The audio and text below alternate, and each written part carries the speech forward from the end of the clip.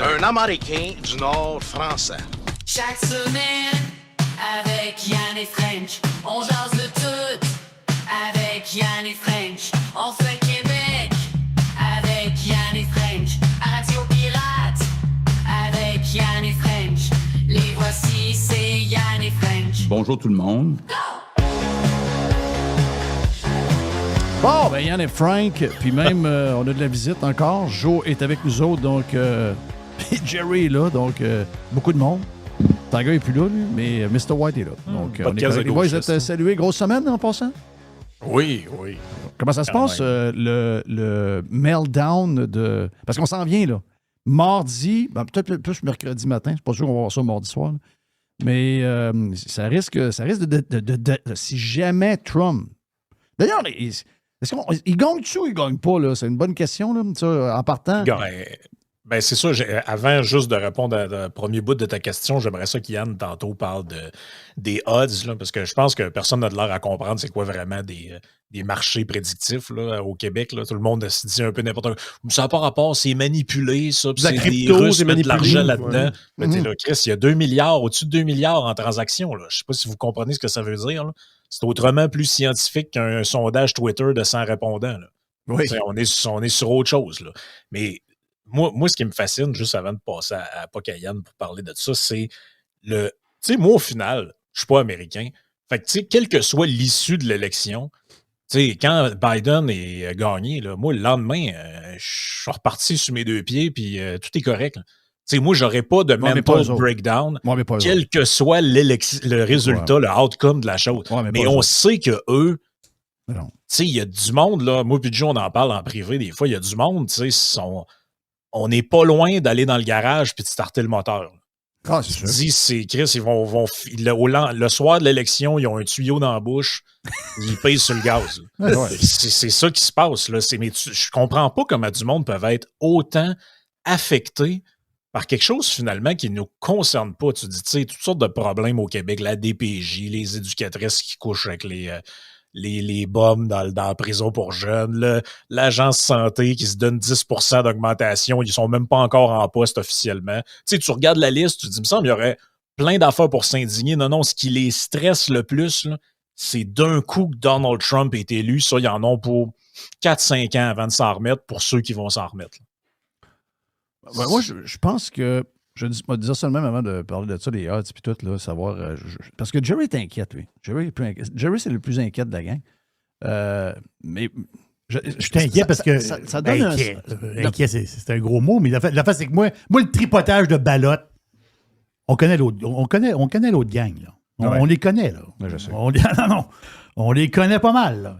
Ils sont prêts à faire n'importe quoi. Ouais, c'est sûr que quand tu es dans l'hystérie, tu peux faire n'importe quoi. C'est clair. Ils peuvent faire n'importe quoi. Ils peuvent le tirer avant l'élection. N'importe quoi. Il y a n'importe quoi qui peut arriver. Mais moi, je pense que ce que tu racontes, Frank, c'est beaucoup relié au type de personnalité que tu as. Tu sais, je veux dire, dans le sens que tu es capable, après avoir lu là-dessus, sur des affaires que tu n'aimes pas de Kamala Harris, tu la trouves tarte ou n'importe quoi, tu ris d'elle dans un discours qu'elle fait. Puis après ça, une fois que tu as fini, tu tournes la page, puis soit si tu aimes la bouffe, tu vas aller faire un esti de bon steak avec un bon verre de vin.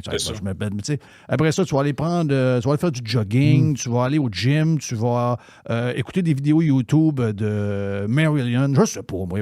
Tu as des dizaines et des dizaines de passions. Puis ta vie n'est pas juste alentour d'une crise de niaiserie que tu ne contrôles pas. Mais souvent, les gens qui sont de même, si tu as remarqué, c'est des gens qui n'ont pas de vie. C'est des gens qui cherchent un genre d'intérêt. C'est comme là, en ce moment, c'est comme la bebelle. Il y a eu la COVID, là, c'était le sujet. Mais là, c'est Trump. Là. Ils ont juste ça là, dans la tête. Là. C'est le déséquilibre, c'est un manque de passion, c'est un manque d'intérêt pour autre chose. C'est des gens qui sont brainwashés carrément par l'écran plat qui est sur le mur, qui est ouverte en permanence dans la maison. Moi, je suis contre les règles, mais moi, c'est une règle que j'aimerais établir à l'intérieur des gens que je connais. Chris, fermez la TV. Je veux pas être le directeur des loisirs là, pour les personnes âgées, mais sacrément, va prendre une marche, va pelleter la neige dans l'entrée, fais quelque chose, mais ferme la fucking TV. C'est ça qui fait qu'ils sont de même. C'est des affaires de même. Mais les gens occupés, là, les gens qui font plein d'affaires, les gens qui jouent 100 games de golf par année, vont prendre des marches, ils vont au gym, ils ont 60, 65 ans, 70 ans. Ils ne sont pas fous de même, là. Ils ont une vie. J'ose espérer. Hein. Ouais. Ah, c'est clair. Hey, mais on les démêle dessus, les odds, qu'est-ce que ça veut dire? Ouais, qu'est-ce que ça veut dire? Demande-moi ça, là. Demande-moi ça. Il y a trop de jamais aller. Là.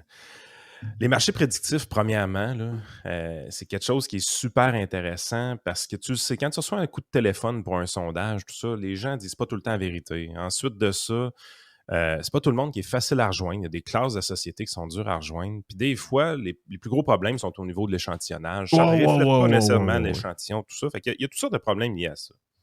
Les odds, ça n'a pas de lien avec les sondages. Dans le sens que les gens, ce qu'ils font, là, ils n'essaient pas de dire pour qui je veux voter avec les odds. C'est pas ça du tout. Ce que les gens font, c'est qu'ils essaient de prendre un pari ou même le polymarket, je pense, j'aime bien la manière qui est faite parce que tu achètes carrément des actions. Là. C'est plus un marché boursier, je te dirais, celui-là qu'un pari. Mais c'est vraiment, les gens essaient de deviner qu'est-ce qui va être l'outcome de la question principale. Donald Trump va-t-il être élu président? Kamala Harris va-t-elle être élue présidente? Mais il y a aussi toutes sortes de questions qui peuvent être posées, comme il y a des courses très spécifiques au niveau des représentants de la Chambre, il y a des courses État par État, ainsi de suite. L'idée de ça, c'est que tu peux arriver et dire, par exemple, présentement, si on prend la question de Polymarket, qui va être le prochain président des États-Unis, présentement, si tu veux voter pour Donald Trump, là, si tu veux acheter l'action de Donald Trump qui gagne, ça te coûte 67 sous. C'est quand même assez dispendieux, là. Musk a dit que ça serait tantôt 69,40. Ouais, lui, il troll. Mais ce que je veux dire par là, c'est quand même assez dispendieux. Fait que j'ai vu un gars qui a mis une bête hier. Écoute, c'est spectaculaire, les chiffres. C'est malade. Le gars a mis une bête de 8 millions sur Donald Trump qui gagne l'élection. Ouais. Son gain potentiel n'est que de 5 millions de dollars. Exact, pour le risque. Là. Parce que son action à 67 sous ne peut pas monter en haut de 1 dollar. Tu sais, c'est pas de briser, là, mais il y en a un en Angleterre qui a mis 28 millions cette semaine. Ah oui. Tu sais, c'est gigantesque, ces marchés-là. Puis, présentement, l'action de Kamala Harris, si tu veux l'acheter, 33 cents. C'est 33 cents, ce qui fait en sorte que si tu mets 5 millions dessus, potentiellement, tu vas être capable de faire un profit de 10 millions de dollars. Donc, si c'était aussi serré qu'ils disent, tu aurais un intérêt à bêter justement sur Kamala parce que le retour est bien plus intéressant. Puis, il y a des précédents à ça. Yann, rappelle-toi, il y a quelque chose, il y a des marchés de prédiction, pas en ligne, là, mais qui avaient prédit quelque chose que les médias s'étaient tous plantés. Le Brexit, les bookmakers à Londres, tout ça, les paris avaient été pris que le Brexit allait passer. Ce que pay out, c'est que le Brexit allait passer alors que les médias et les sondages donnaient tout le contraire. Il y a des recherches qui ont été faites là-dessus. Là. J'aime ce que tu dis là parce que ça va m'amener à un autre point. Éventuellement, si on s'enligne pour que cette élection-ci, là, on rentre avec le déballage du cadeau puis qu'on soit à peu près à 70% en faveur de Donald Trump si la tendance se maintient. Les gens oublient que c'est pas nouveau, les marchés prédictifs. En 2016, ça existait aussi. À un moment Hillary donné, quasiment à 100%. Hillary Clinton était à 86%. Ouais, c'est ça. À son plus haut. Puis je pense que le soir même de l'élection, il était rendu à 80%. Il y avait 80% de chances de gain pour Hillary Clinton. Là, les gens nous disent « Ouais, mais en 2016, Donald Trump a gagné. » C'est la preuve que les marchés prédictifs ne marchent pas. Ouais. C'est faux. C'est pas vrai. C'est pas vrai. Parce qu'on comprend très mal ce que ça veut dire. L'idée, c'est la suivante. Il y a tellement des questions, on n'en peut finir sur ces marchés prédictifs-là, que si tu prends, peu importe la question, puis il y en a qui sont sur les sports, là, présentement, sur les mêmes marchés, tu as qui va gagner la série mondiale. Tu comprends que l'action des Yankees vaut pas mal moins cher que l'action des Dodgers. La série est égale 3-1. C'est assez évident pour tout le monde. Là. C'est quoi qui est en train de se passer? Ben, l'idée, c'est que si tu prends toutes les questions, puis tu prends toutes celles qui, lors du déballement du cadeau, parce qu'il y a tout le temps une date précise où est-ce qu'on valide le tout, on arrive et on déballe le cadeau, tu prends toutes celles qui avaient 86% de chance d'aller dans une direction. Mettons, tu en trouves 100 questions comme ça. Bien, en moyenne, tu vas en avoir à peu près 86 que le résultat prédit va être le bon. Puis tu vas en avoir à peu près 14 sur 100 que le résultat prédit va être erroné. Fait que c'est pas une certitude. Si Donald Trump est à 70% de probabilité de gain selon les odds, c'est pas une certitude qu'il va gagner. C'est réellement, il y a 70% de chances de gagner pour vrai. là. Non, mais il y a quand même 30% de chance de perdre. Exactement. Ouais. Exactement. Puis les gens, dans le fond, le data qu'ils utilisent pour prendre leurs décisions, il y a toutes sortes de gens. Il y a des gens qui sont des activistes. Il y a définitivement des gens sur ces réseaux-là qui sont activistes, que leur but, c'est d'influencer le vote. Donc, ils vont acheter des actions pour aller dans une direction parce qu'ils ont le Parti républicain ou le Parti démocrate tatoué sur le cœur. Historiquement, ces gens-là s'annulent souvent. Mais il y a des gens comme ça. Il y a des gens qui sont en amour avec leur candidat. Ils interprètent mal ce qu'ils sont en train de faire. Donc, c'est comme un sondage. Ils disent, moi, je vais voter, je vais acheter des actions de Donald Trump parce que je veux qu'il gagne. C'est pas super rationnel, mais il y a des gens comme ça dans la vie. Ils sont pas super rationnels. Il y a des gens qui sont sur le marché juste pour essayer de faire de l'argent. Donc, s'il y a une opportunité, ils vont essayer de faire de l'argent. Donc, s'ils voient que Donald Trump monte trop vite, ils vont se mettre à acheter des actions de Kamala ou tout ça. Là. Ils sont vraiment très, très, très actifs là-dessus. La seule condition pour que ces marchés-là fonctionnent bien, tout ça est basé sur de la théorie mathématique, je dirais même pas économique ou financière, c'est vraiment de la théorie mathématique, c'est la loi des grands nombres. La loi des grands nombres, puis ça, c'est... J'ai passé ma vie là-dedans. Là. Je veux dire, un actuaire de formation, là, toute sa formation académique est basée sur la loi des grands nombres, hein, grosso modo. S'il n'y avait pas la loi des grands nombres, on n'aurait pas de job, les actuaires. Là, ben, plus le marché est gros, plus la précision du marché prédictif va être importante. Puis c'est pas vrai que tu es capable de manipuler ces marchés-là. Parce que s'il y a quelqu'un qui est assez cave pour mettre 30 millions de dollars sur ce marché-là avec l'intention de le manipuler, ben, le marché présentement est à 2,3, 2,4, 2,5 milliards de dollars. Son 30 millions est non significatif. Puis en plus, il rend l'achat des actions de Kamala Harris beaucoup moins dispendieuse pour les vrais partisans démocrates qui voudraient faire un gain. Fait que la minute que tu as quelqu'un qui essaie de manipuler le marché à la hausse, par exemple, du côté de Donald Trump, ça rend la vie plus facile aux activistes démocrates pour eux aussi manipuler le marché de leur côté. C'est ça qui fait que ces marchés-là sont fantastiques. Il y a une théorie économique en arrière de ça, il y a une théorie mathématique en arrière de ça. Et généralement, la raison pourquoi ils sont le fun aussi, ces marchés-là, c'est que c'est un vidéo. C'est pas une photo comme un sondage, c'est vraiment un vidéo. Ouais, ça bouge. Puis généralement, on voit les mouvements dans les sondages apparaître quelques jours après que les odds l'aient montré de leur côté. Fait que quand il y a un événement significatif qui arrive dans une campagne électorale, tu regardes, tu reviens en arrière dans le graphique et tu vois précisément qu'est-ce qui est arrivé. Donc, avec ces marchés prédictifs-là, tu vois clairement que Kamala Harris a battu Donald Trump en débat. Et tu vois également que J.D. Vance a crissé une volée à Tim Walz en débat aussi. C'est évident, tu peux pas dire contre ça. Est-ce qu'on voit cette semaine, est-ce qu'on voit l'histoire de Kill Tony, la répercussion, puisqu'on voit ce qui est arrivé avec Biden hier? Ben, l'affaire de Hitler, là, la première journée qu'ils l'ont sorti, 12 heures. Ça a duré 12 heures. T'as vu, il y a eu une petite baisse, puis on s'est dit, oh, ils sont en train de créer quelque chose, puis... OK, quand ils ont collé la patente du Madison Square Garden, là, ils ont essayé de faire la promotion de même. OK, ça, le soir même, c'est reparti en montant pour Trump. OK. Puis Biden, présentement, il est trop tôt. Il est trop tôt. Il est trop tôt encore pour Biden, mais clairement, là, l'histoire de nazi, là, pendant 12 heures de temps, ça a donné un momentum aux démocrates. Puis ça, on le voyait. Là, c'est ça qui est le fun, c'est que tu as une meilleure information. Fait qu'écoute, mettons que tu arrives puis tu dis les betting odds ont un certain pouvoir prédictif puis ils sont capables de raconter une histoire basée sur du data puis c'est basé sur de la littérature scientifique en plus. Là. Mettons que tu arrives puis tu dis que Walz a gagné le débat face à J.D. Vance en connaissant tout ce data-là, je veux dire, tu es un imbécile. Là. Les chiffres sont évidents que c'est pas ça qui est arrivé. Ouais, mais c'est-tu la perception qui ressort ou c'est le véritable gagnant que tu vois? C'est quoi que le marché file? C'est tout. C'est comme le prix. En fait, vous autres, vous êtes plus habitués que le commun des mortels parce que vous parlez souvent de bourse. Mais le prix d'une action reflète l'entièreté de l'information disponible sur une entreprise. Ben, c'est la même chose qui s'applique au niveau des élections. Donc, un sondage peut avoir un impact sur la direction. Un scandale politique peut avoir un impact. Un appui ou un désappui d'une personnalité connue peut avoir un impact. L'affaire, c'est que on est juste capable de voir des mouvements qui sont un peu plus significatifs puis de mettre une date dessus. Donc, on est capable de taguer les choses. Fait que quand Kamala Harris remplace Biden, ça a un impact qui est évident. Quand Trump perd son débat face à Harris, ça a un impact qui est évident aussi. Et quand Walz se fait rincer par J.D. Vance, ça a un impact évident.